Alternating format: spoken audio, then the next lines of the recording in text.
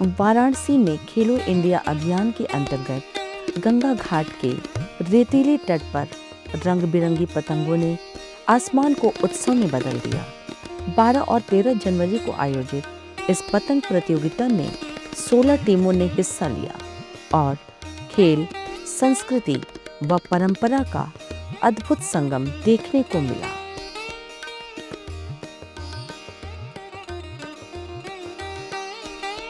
बहुत बढ़िया है, इसी तरह होता रहेगा तो आगे भी बहुत अच्छा रहेगा। ये खेल है हम लोग का, बनारस का बहुत पुराना। कब से आप इसको कर हम लोग कर रहे हैं अब कम से कम 20 साल की उम्र से तो कर ही रहे हैं अंदाजा। हर साल आप भाग लेते हैं? हाँ, हर साल भाग लेते हैं। हमारा टीम है दीप काइट क्लब, और भी टीम है बनारस में, बहुत टीम है, अच्छे अच्छे खिलाड़ी है। खेलो इंडिया अभियान के तहत आयोजित इस आयोजन का उद्देश्य युवाओं को खेलों से जोड़ना, पारंपरिक खेलों को प्रोत्साहन देना और स्वस्थ प्रतिस्पर्धा की भावना को बढ़ावा देना था। गंगा किनारे की रेत पर सजी टीमों की कतारें और आसमान में उड़ती पतंगे मानो काशी खुद इस उत्सव का हिस्सा बन गई हो। ये बनारस में पहली बार हो रहा है नगर निगम की तरफ से, और समझिए कि चाइना माजा के लिए हम लोग बहुत प्रयास कर रहे हैं कि वो बंद हो, और हम लोग यहाँ पे आज धागा का लड़ा रहे हैं। हम लोग पिछले साल फाइनल भी जीते हैं, और बहुत सी टीमें जो पार्टिसिपेट हुई हैं, जिनमें आज हम सेमीफाइनल में अभी हम प्रवेश किए हैं।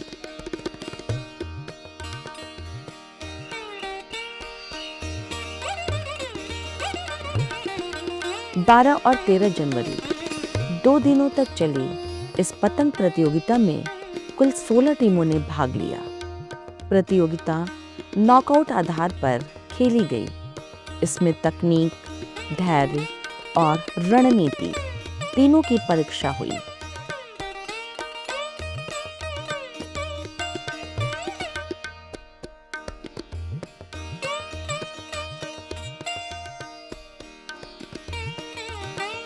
आयोजकों के अनुसार हर मुकाबले में निष्पक्षता और खेल भावना का विशेष ध्यान रखा गया। सुबह से ही टीमें अपनी अपनी रणनीति के साथ मैदान में उतरी। कहीं पतंग की ऊंचाई पर जोर था तो कहीं डोर की मजबूती और नियंत्रण पर। दर्शकों की तालियों के बीच एक एक कर मुकाबले आगे बढ़ते गए और रोमांच चरम पर पहुंच गया। हो गया करीब 90-35 साल हो गया। इस साल से आप लड़ा रहे हैं, क्या चाहेंगे? आज ये प्रतियोगिता सुनो हुई है, नगर निगम फैसिलिटी से पहले बना रहा है, क्या उद्देश्य है? यही कि पतंगबाजी थोड़ा आगे बढ़े, आगे ऑल इंडिया कराने का ऐसे इरादा है इन लोगों का। अच्छा, तो ये कैसा इरादा है? और बढ़िया है, बढ़िया है। और जगह होता है, लखनऊ में, दिल्ली में, हर जगह होता है। क्या आपको लगता है कि बनारस में और भी लोग इससे जुड़ेंगे, और भी जो रहते हैं वो पतंग इसके इनसे जुड़ेंगे? हाँ, जुड़ेंगे। जैसे धागे का यहाँ रेत पे टोटल धागा ही लोग लड़ाते हैं, चाइना का प्रयोग एकदम नहीं होता है। इसके माध्यम से भी क्या कोई संदेश है कि चाइना हम लोग उसमें नहीं करेंगे? नहीं, चाइना हम लोग कभी नहीं करते।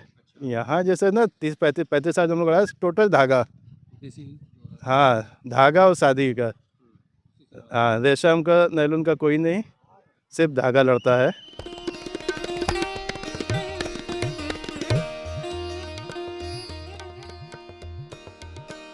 गंगा घाट पर सिर्फ खिलाड़ी ही नहीं बल्कि बड़ी संख्या में स्थानीय लोग और पर्यटक भी मौजूद रहे।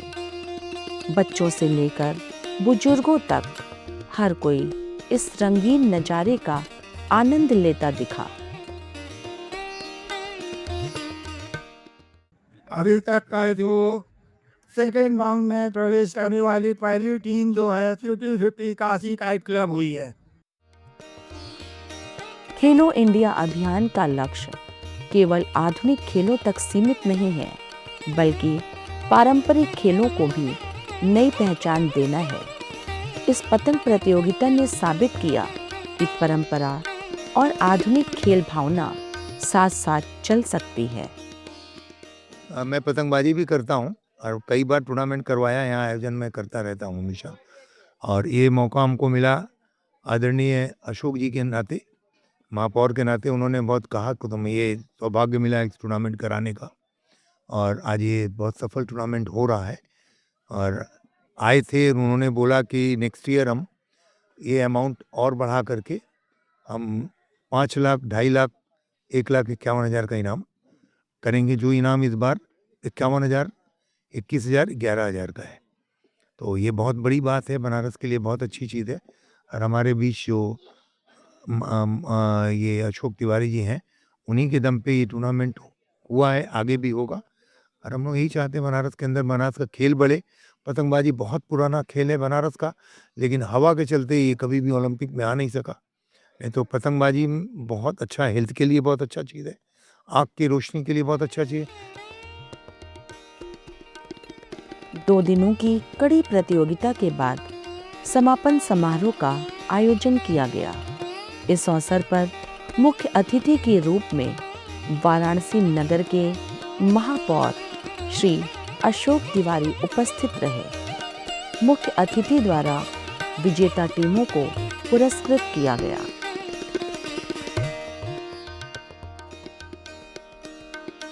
प्रतियोगिता में शानदार प्रदर्शन के आधार पर ट्रॉफी की घोषणा की गई।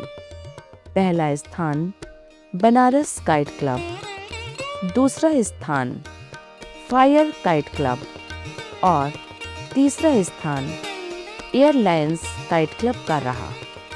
ट्रॉफी और पुरस्कार मुख्य अतिथि द्वारा प्रदान किया गया।